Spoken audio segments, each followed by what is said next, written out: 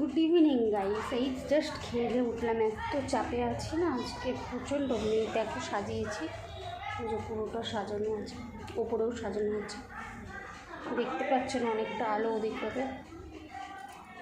তো কুকুর এখন সিমি আর সমাধিকে নিয়ে ভীষণভাবে তড়পাচ্ছে, কীভাবে তাদেরকে হেনস্থা করা যায়, কীভাবে তাদেরকে মাটিতে মিশিয়ে দেওয়া যায়। হা হা হা, পারবি না রে, পারবি না।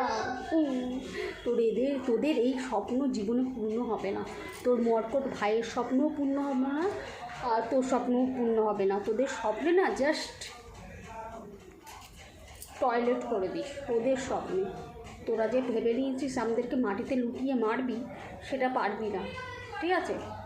আর মর্কট, তুই একটা যে ছক্কা, সত্যিই তুই। নাহলে মেয়েদের পেছনে সবসময় পড়ে থাকিস হাত ধুয়ে, ছি তু।